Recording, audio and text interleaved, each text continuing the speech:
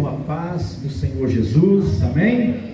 É uma alegria enorme poder estar novamente com os irmãos, prestando um culto, e hoje um culto de missão, culto voltado para a obra missionária, amém? Estamos gratos a Deus. Tínhamos outros projetos, mas aprove a Deus nos conceder esta oportunidade na noite desse dia. Então nós não podemos rejeitar as oportunidades que Deus nos proporciona, devemos aproveitá-las, amém? Eu quero fazer menção aqui da palavra de Deus. Como é um culto de missão, vamos ler um texto muito conhecido no livro do profeta Jonas. Livro do profeta Jonas, vamos ler o capítulo de número 4, livro de Jonas, capítulo de número 4, abra a vossa Bíblia aí, Jonas capítulo 4,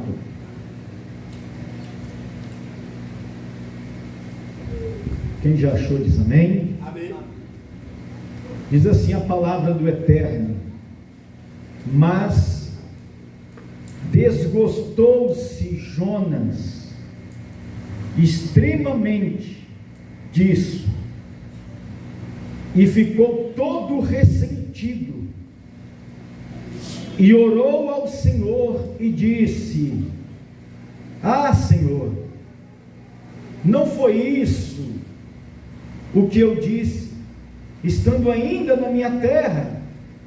Por isso me preveni, fugindo para Tarsis, pois sabia que és Deus piedoso e misericordioso, longânimo e grande em benignidade, e que te arrependes do mal. Peço-te, pois, tira a minha vida, porque me é melhor morrer do que viver. Amém? Glória a Deus. Estamos diante de uma palavra forte. Eu estava orando nessa tarde a Deus, pedindo para que o Espírito Santo falasse em meu coração. Eu confesso aos irmãos que eu nunca havia parado para pensar. Eu já preguei várias vezes esta mensagem de Jonas, mas eu nunca parei para observar esses detalhes que eu tenho para falar com os irmãos nessa noite. Jonas, na visão de muitos pregadores, era aquele profeta fujão, que fugiu por um motivo, porque Deus o havia comissionado para pregar em uma cidade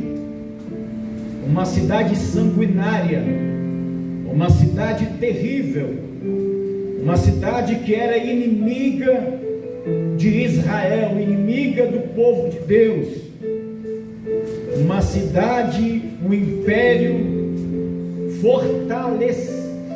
forte, um império muito forte. E nós acreditávamos que Jonas fugiu por causa disso, por medo de ser morto, porque a fama daquela cidade era terrível, eles matavam mesmo. Era o império mais forte que existia, e era uma das cidades maiores que existia na época. Para os irmãos terem uma ideia, os muros daquela cidade tinham 30 metros de altura, havia 1.200 torres com sentinelas armados até os dentes. Era uma cidade extremamente fortificada, mas era uma cidade que não tinha nenhum comprometimento com Deus. Quem fundou aquela cidade foi Nimrod. Era uma cidade extremamente pagã, que fazia tudo aquilo que era errado.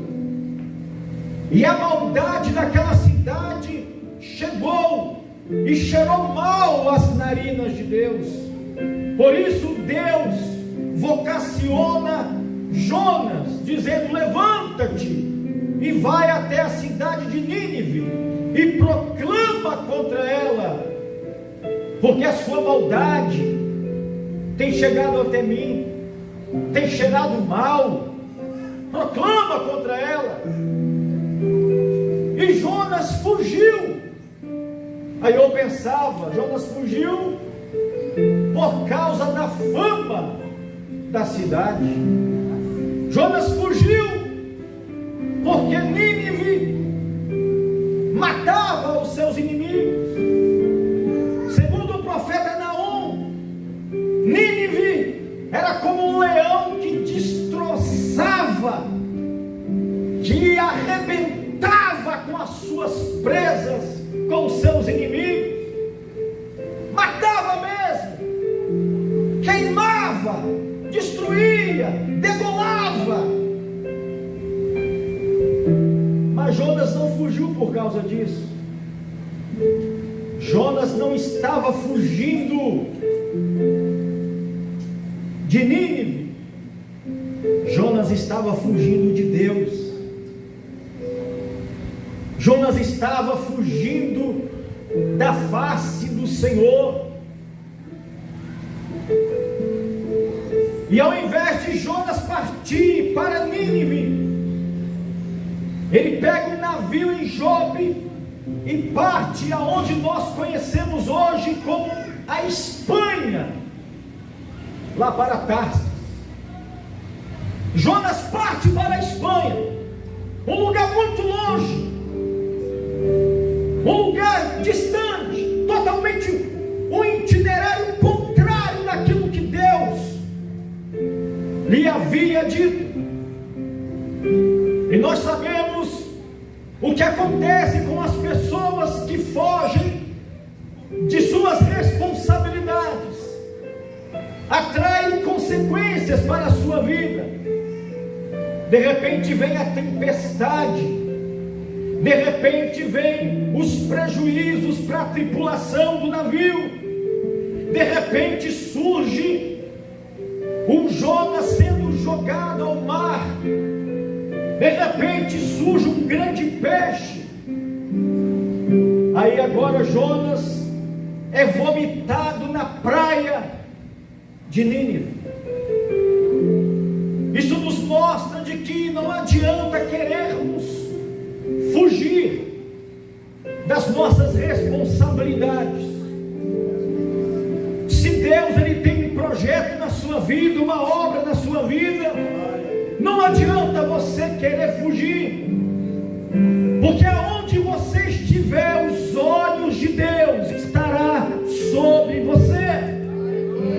Não importa se você esteja nos porões da vida, dormindo o sono da indolência, não importa se você esteja nos desertos da vida, debaixo dos umbrais, dormindo, reclamando da vida, fugindo das suas responsabilidades, a mão de Deus vai te alcançar.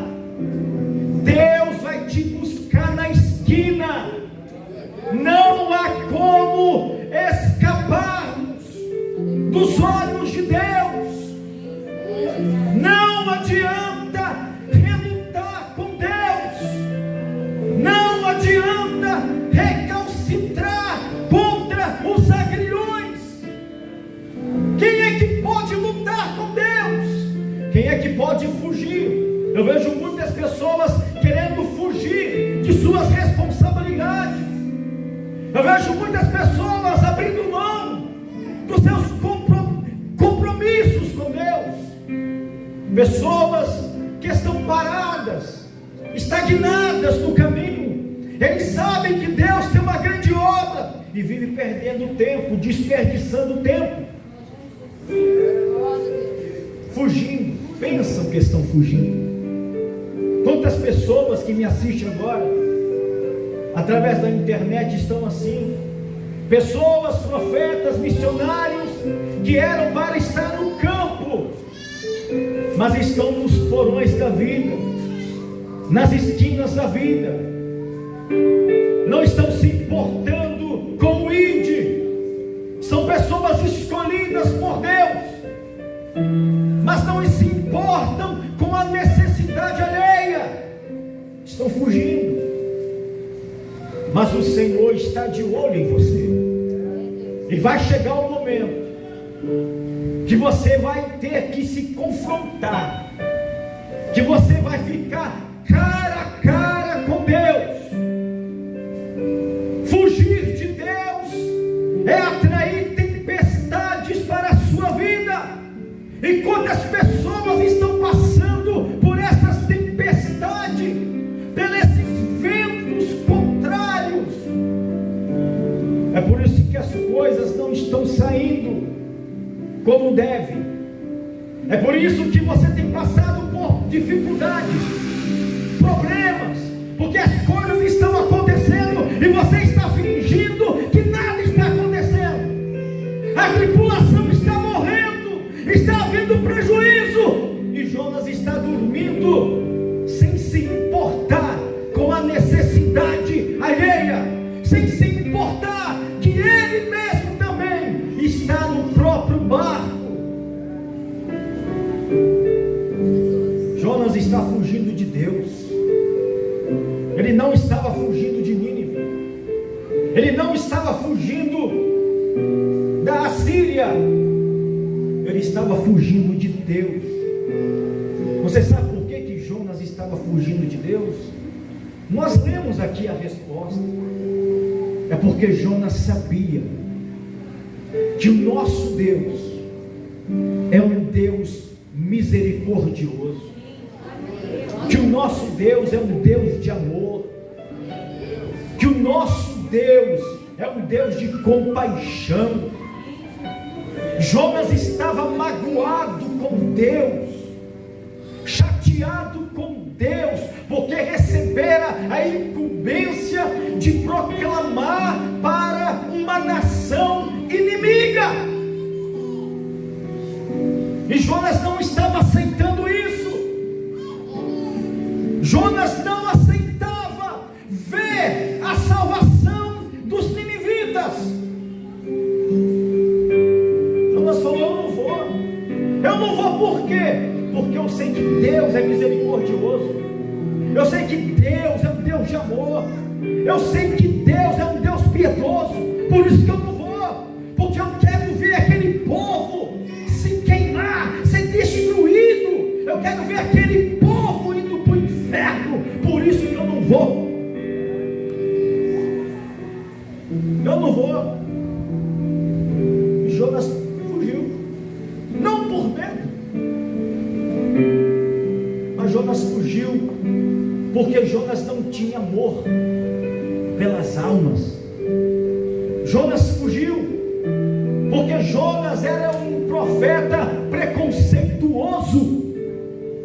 Jonas fugiu porque ele queria a morte dos seus inimigos. Jonas fugiu porque ele tinha mágoa no coração, ele tinha ódio no coração,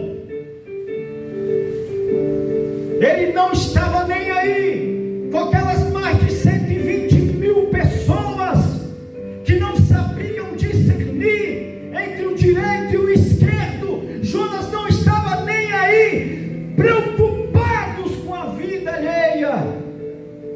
Que profetas somos nós, que missionários somos nós, que fazemos acepções de pessoas, que vivemos numa vida de separatismo, que achamos que só a nossa classe merece a salvação. Que amor é esse? Que defendemos as nossas placas de unhas e dentes e desprezamos o mais importante, que é a vida do ser humano, independente da sua religião, independente da sua nacionalidade, independente da sua posição social.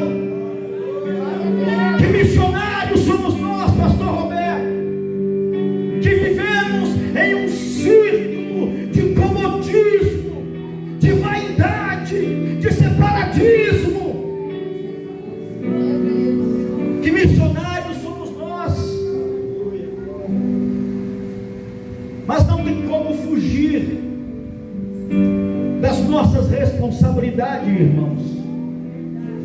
Não há como fugir. O nosso Deus é um Deus que tem projetos para a vida daqueles que nós consideramos improváveis. Na vida daqueles que você olha e você não dá nada por ele. Na vida daquelas pessoas que você, humanamente olhando, você julga ele dizendo: este vai para o inferno. Que missionários somos nós? Missionários como Jonas. E Jonas estava aborrecido com Deus. Jonas só queria ficar ali no seu mundinho.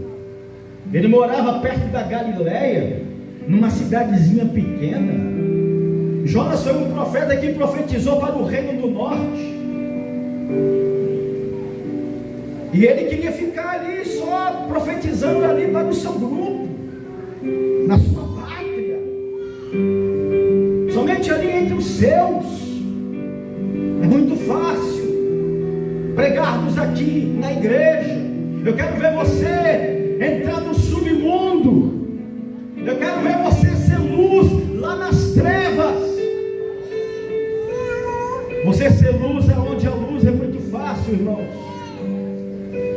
Propagar o evangelho na igreja é muito fácil. Você se dispor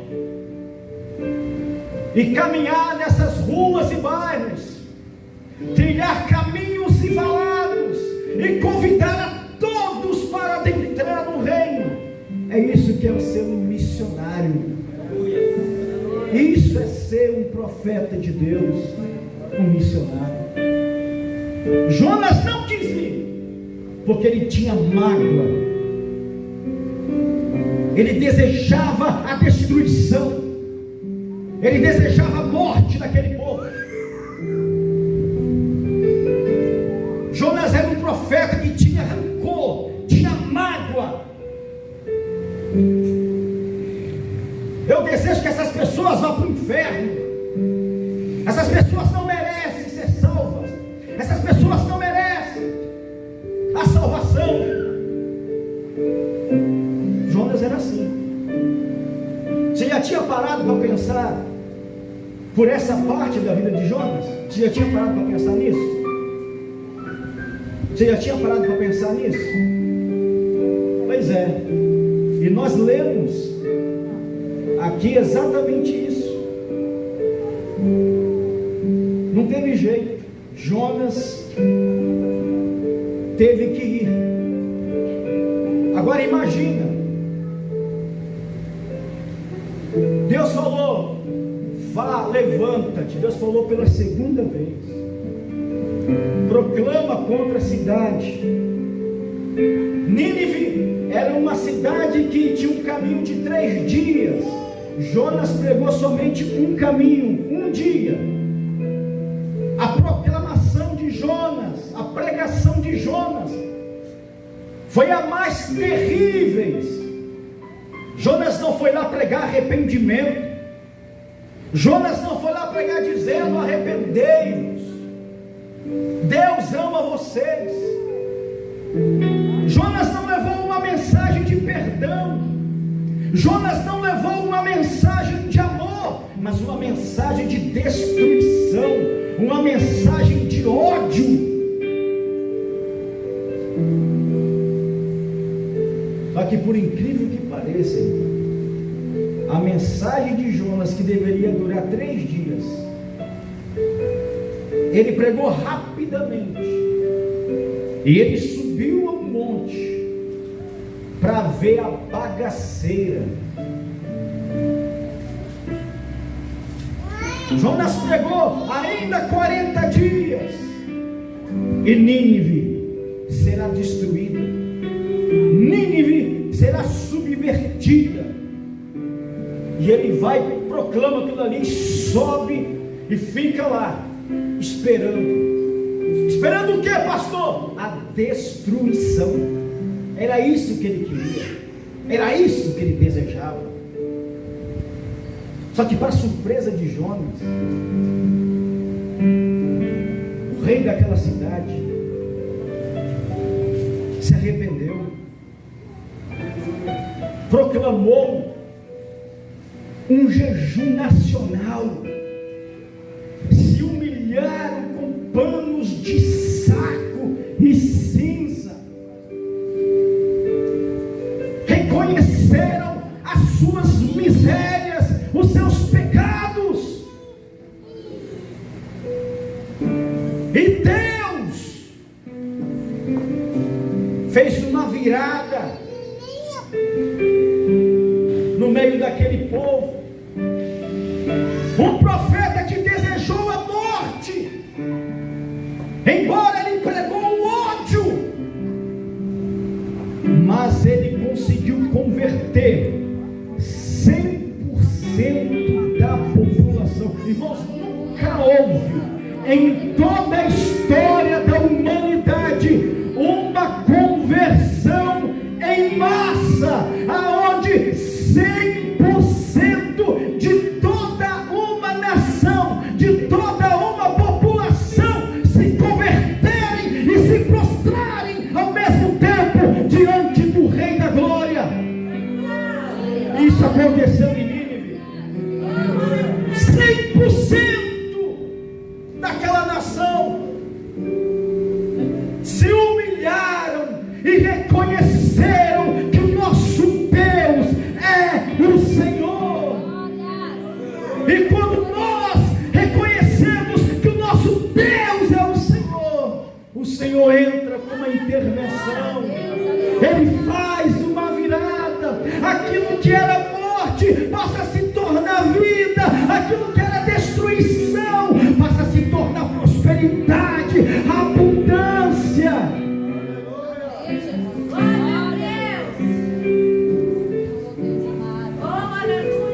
E é Deus que faz, é Deus que prepara. Imagina quando os ninivitas viram uma baleia ou um grande peixe vomitando um homem, um profeta, na beira da praia. Imagina vocês o que eles pensaram. Imagina, raciocina comigo, você está na praia, de repente você se depara com um grande peixe vomitando um homem, e este homem começa a andar e começa a sair profetizando, começa a sair declarando. Aquilo ali foi um sinal, um milagre, para que os ninivitas crescem no Deus de Israel.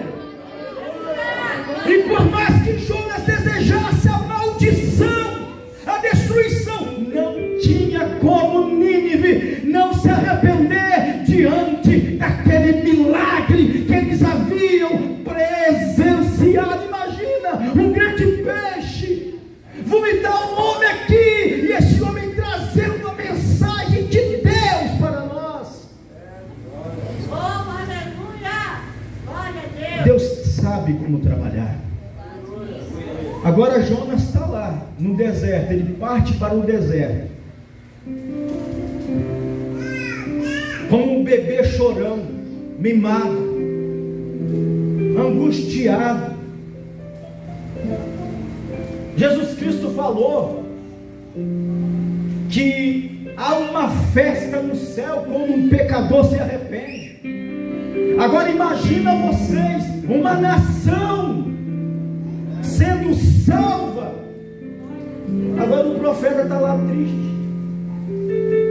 Ao invés de Jonas ficar feliz, ao invés de Jonas ficar alegre, Jonas está angustiado, magoado, de mal com Deus, dizendo: Deus, já que o Senhor fez isso aí, eu sabia que o Senhor ia fazer isso. Não precisava nem o Senhor ter me enviado aqui não. Foi por isso que eu fugi, eu me preveni antes. Eu quis fugir, porque eu sabia que isso ia acontecer. Eu sabia que tu és um Deus de misericórdia. Eu sabia que o Senhor ia se arrepender do mal que ia fazer e não fez. Eu sabia, por isso eu me preveni antes e fugi. Eu tentei fugir. Jonas estava inconformado. Quantas pessoas pessoas se encontram inconformadas com a sua vitória. Quantas pessoas não suportam ver você na igreja? Quantas pessoas que te via nas esquinas, nos bares da vida, não se conformam? E quantas pessoas do nosso meio não se conformam com o teu sucesso, não se conformam com a sua prosperidade? Quantas pessoas à nossa volta não se conformam, porque Deus te abençoou, porque Deus te beneficiou com algum bem? Quantas pessoas são como Jonas, não se sentem felizes com a sua vitória, com a sua prosperidade, com aquilo que Deus realizou na sua vida? Quantas pessoas precisam mudar o seu caráter, estão na igreja, mas estão como feiticeiros, como macumbeiros, desejando a destruição alheia? São como Jonas. Aí Deus chega para Jonas e fala: Jonas, é razoável essa sua justificação?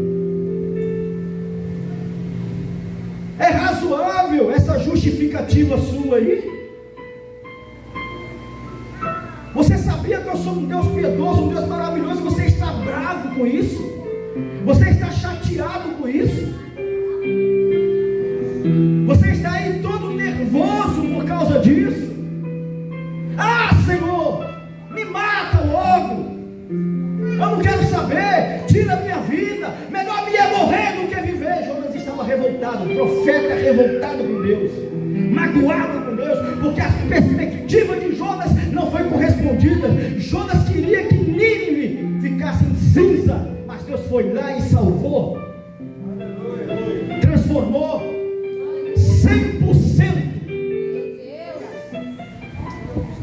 Jonas ficou lá. Já que o Senhor deu vida para eles, então mata-me, me mata.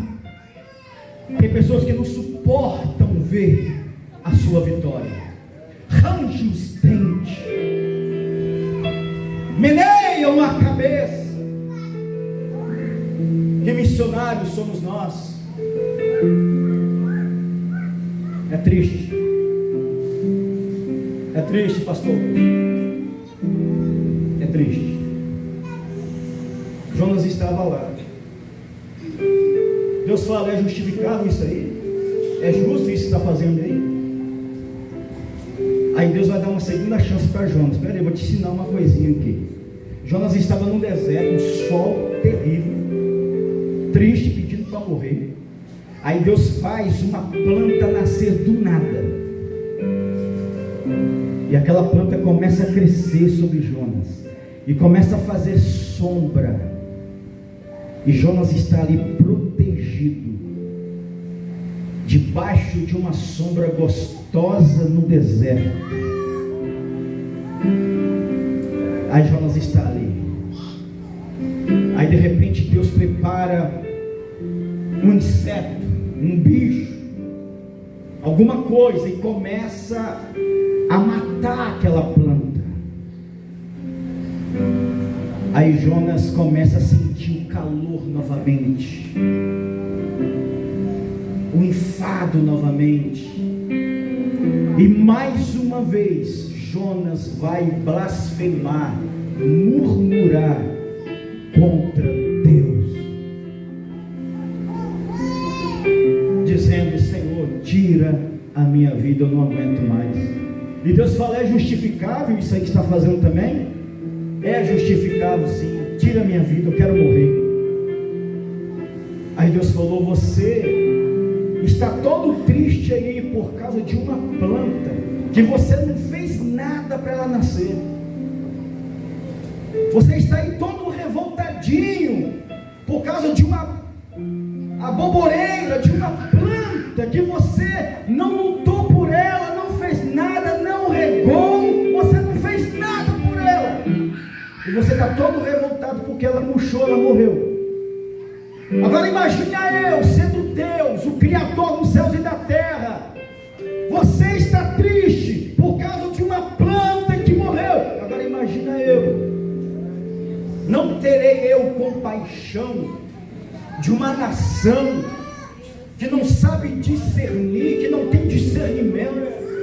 Não terei eu misericórdia de mais de 120 mil homens? Não terei eu compaixão? E a história termina assim, um Jonas revoltado, um Jonas que não queria saber de ajudar as pessoas, um homem preconceituoso, um homem separatista, um homem magoado, um homem cheio de ódio, que achava que somente eles eram dignos da salvação, somente Israel era digno da salvação. Na perspectiva egocêntrica de Jonas, a misericórdia de Deus não valia nada para aquele povo.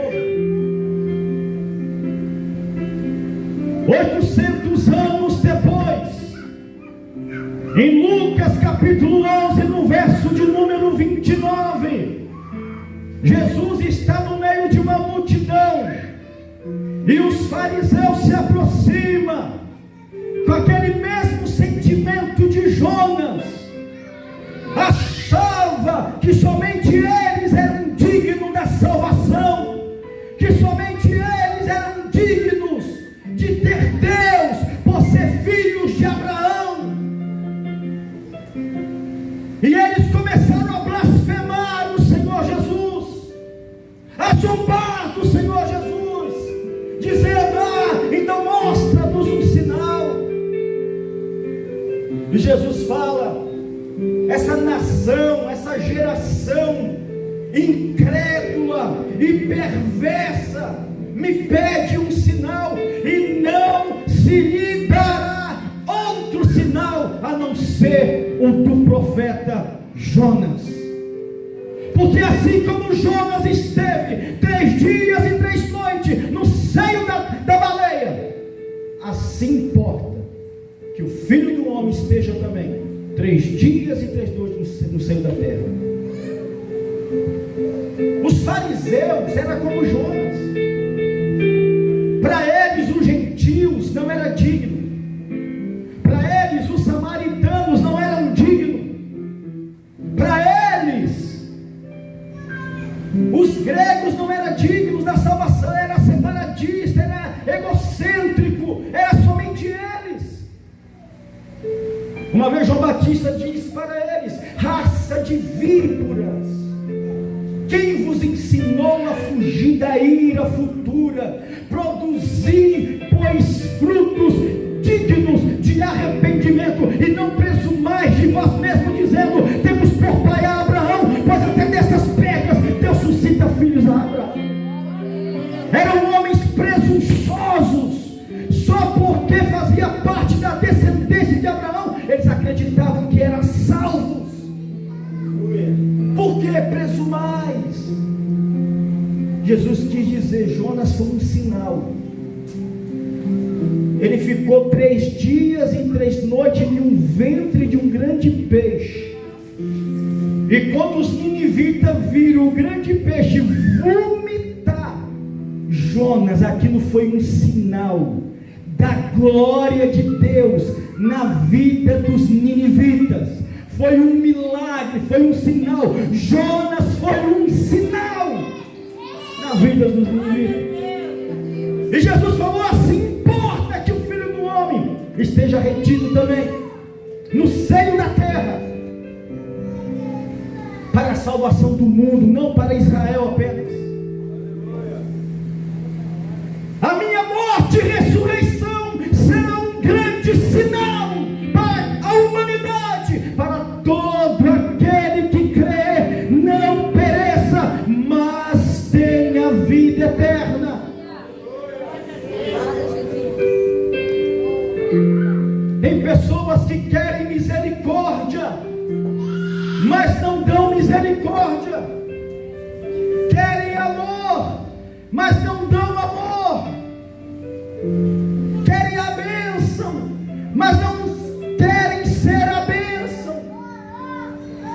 Jonas ficou feliz quando Deus o guardou no porão do navio, no meio de uma grande tempestade. Jonas reconheceu a misericórdia de Deus quando ele foi jogado para ser morto em alto mar e foi amparado pelo grande peixe. Jonas foi grato a Deus, reconheceu a misericórdia de Deus. Jonas reconheceu a misericórdia de Deus quando ele ficou 3 dias e 3 noites no ventre de um animal. Ele viu a misericórdia de Deus. Jonas viu a misericórdia de Deus, uma chance de continuar vivo, quando a baleia vomitou ele e ele saiu intacto. Mas ele não quis saber da misericórdia de Deus na vida alheia. Ele não quis saber da misericórdia de Deus na vida de outras pessoas. Ele não quis saber da vida na vida de outras pessoas. Uma pessoa egocêntrica, egoísta. E foi isso que Jesus dizia para os fariseus: uma geração má, perversa. Jonas foi sinal. Eu sou o sinal para a salvação de todo aquele que crê. Quantos acreditam nessa história e diz amém? Somos missionários. Deus nos ordenou a pregar o Evangelho a toda criatura. Preste atenção. Toda criatura, independente do seu credo religioso, independente da sua condição social. O que compete a nós não é julgar, o que compete a nós é lançar a rede. Quem vai fazer a separação naquele dia vai ser os anjos que vai separar, vai ser Jesus que vai pegar o da direita e o da esquerda. O da direita, ele vai dizer: vinde bendito do meu Pai. O da esquerda, ele vai dizer: apartai-vos de mim. Essa separação não compete a nós fazermos. Isso é uma obra de Deus fazer. É Deus que vai fazer. O que compete a nós é obedecer o ide do Senhor Jesus e não julgar as pessoas. E não julgar. E não ser preconceituoso, egocêntrico, achando que só nós merecemos. Queremos misericórdia, mas não somos capazes de doar, de se doar para alguém. Amém?